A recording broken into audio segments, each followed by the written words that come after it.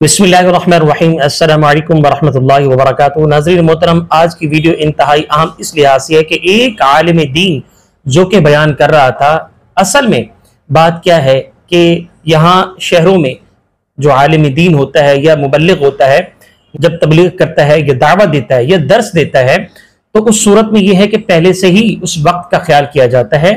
और लेकिन देहात में ऐसा नहीं होता। देहात में बसा औकात ऐसा होता है कि एक आलिम दीन या मुबल्लिग या दावत देने वाला या दर्स देने वाला जब वो दर्स दे रहा होता है तो बस औकात ये किया जाता है कि स्टेज पर बाकायदा जो है पैसों की बुछार कर दी जाती है और पैसे जो है उड़ाए जाते हैं। तो ऐसा ही एक आलिम दीन थे, बहुत नेक इंसान लग रहे थे। मैं नहीं जानता उनका नाम, लेकिन उनकी बात मुझे बहुत अच्छी लगी, जिसकी वजह से उनकी वीडियो आप तक शेयर कर रहा हूं। जब वो बयान कर रहे थे, और बयान टॉपिक का वो भी मैं अर्ज करता हूं। और टॉपिक क्या था? टॉपिक यही था कि अल्लाह के करीब आ जाओ। और जब उन्होंने पैसे उड़ाए तो उन्होंने क्या किया? हाथ उनका पकड़ लिया। वीडियो इंशाल्लाह मैं शेयर करूंगा आखिर में जाके। तो उन्होंने उनका हाथ पकड़ लिया और फिर नसीहत करने लगे। नसीहत बड़ी अच्छी थी। उन्होंने कहा, मेहरबानी कीजिए, इसका अजर मैं आपसे नहीं अपने अल्लाह से लेता हूं। एक बात। दूसरी बात उन्होंने ये की कि देखो कि एक मिरासी होता है, एक गाना गाने वाली होती है या वाला होता है, उसके ऊपर से भी पैसे उड़ाते हो। और एक वो जो कुरान की दावत देने वाला, अल्लाह के दीन की दावत देने वाला, अल्लाह की तरफ बुलाने वाला, उस पर भी तुम पैसे उड़ा रहे। ये वो कह रहे हैं। मुमकिन है इस बात से आपको इख्तलाफ हो, लेकिन ये मेरी बात नहीं, ये उनकी बात है। उन्होंने कहा कि मसला ये है कि अगर तुम इस तरह से करोगे तो मेरे और मुसल्ली के दरमियान फर्क नहीं रहेगा। एक वो जो गाना गाने वाला होता है, एक वो जो शराबी होता है, जब वो गाना गा रहा होता है तो लोग उनके ऊपर पैसे उड़ा रहे होते हैं।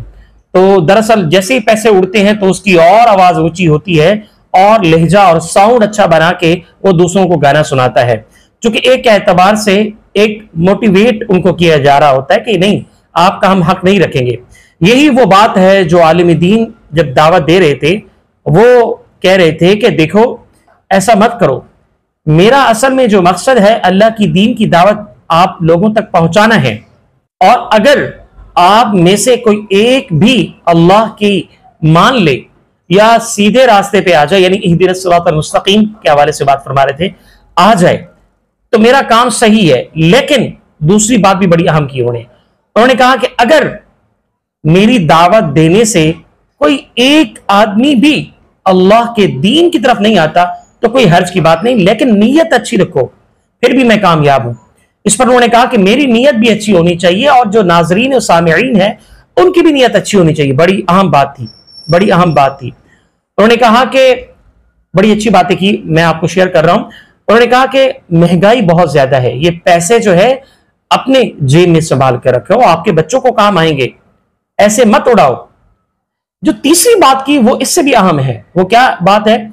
वो कह रहे हैं कि ये जो पैसे आप उड़ा रहे हैं ये नीचे गिर रहे हैं, पांव के नीचे आ रहे हैं, और ये पैसे की कदर कीजिए। इन पैसों की क्या कीजिए?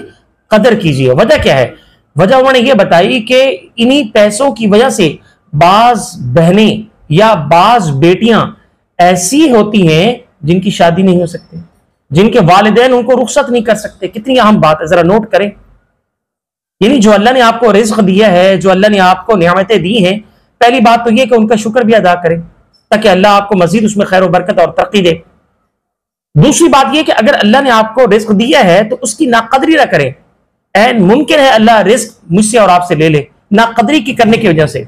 जब हम शुक्र करेंगे, उसके रास्ते में, अल्लाह के रास्ते में देंगे, लोगों को, गरीबों को देंगे, जो जरूरतमंद होंगे उन तक पहुंचाएंगे, तो यकीनन अल्लाह सुब्हानहू व तआला उस रिज़्क़ में बरकत भी देंगे और उस रिज़्क़ को बढ़ाएंगे। ये थी उनकी बड़ी अहम बात। उन्होंने कहा कि इन पैसों की कदर कीजिए और इन पैसों को मत गिराएं। और जाहिर है मैं आप लोगों से इसका मुआवजा नहीं लेता, फिर कहां से लोगे?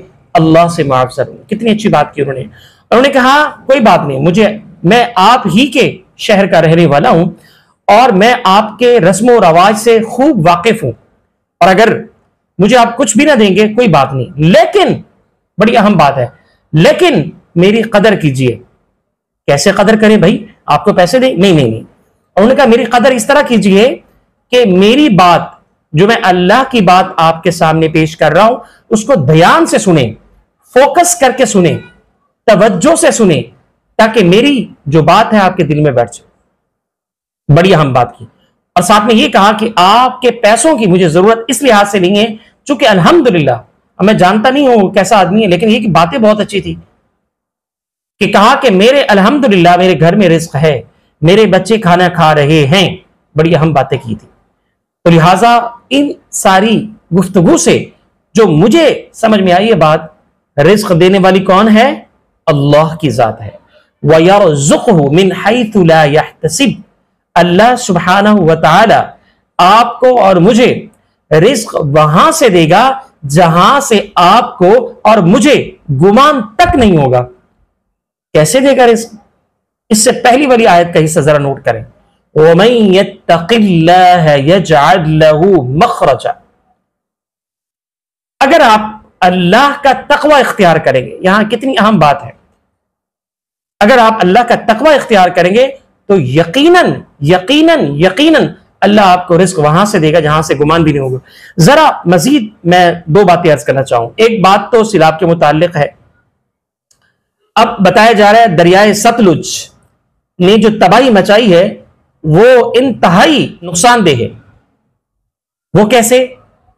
میں نے خود اپنے کانوں سے کچھ لوگوں کو سنا ہے کہ 50 ایکڑ انہوں نے فصلیں بنائی ہوئی تھی، اور ان کے فصلیں جب ہوتی تو ان کی ادائیگی جو جن سے انہوں نے مستاجری یعنی اجرت پر لی ہے ان کو ادائیگی کرتے۔ اب ذرا نوٹ کریں کہ اس پانی کے ذریعے سے کتنے لوگوں کو نقصان پہنچا ہے، اور ممکن ہے کہ اس میں اللہ کی آزمائش ہو۔ قرآن کریم کی وہ سورۃ البقرہ کی بڑی اہم آیت ہے، اکثر و بیشتر جب آزمائش کی بات آتی ہے تو اس قرآن کریم کی آیت کو ضرور پڑھا کریں، ترجمے کے ساتھ مطالعہ کیا کریں۔ وہ کہتی کیا ہے؟ وَلَنَبْلُوَنَّكُمْ، ہم لازماً تمہاری آزمائش کریں، مِنَ الْخَوْفِ، بھوک سے، خوف سے، وَالْجُوعِ، بھوک سے، وَنَقْصٍ مِنَ الْأَمْوَالِ، مال کی کمی سے، وَالْأَنفُسِ وَالثَّمَرَاتِ، اور جان کی کمی سے اور پھلوں کی کمی سے۔ ہاں اگر اس پر صبر کرو گے وَبَشِّرِ الصَّابِرِينَ، اللہ کریم جو ہے اس پر اجر دے گا۔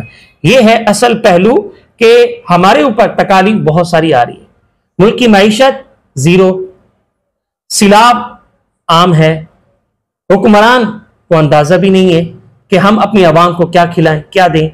ہم خود ویسے تو آزاد ہیں لیکن قید ہو چکے ہیں، معیشت ہماری بالکل زیرو، معاشرتی اعتبار سے، اخلاقی لحاظ سے بالکل زیرو، مطلب زیرو سے مراد یہ کہ بہت نیچے، اور اسی طرح سے دیگر چیزیں بھی ہماری ایسی ہیں جن کو بیان کرتے ہوئے شرمندگی ہوتی ہے۔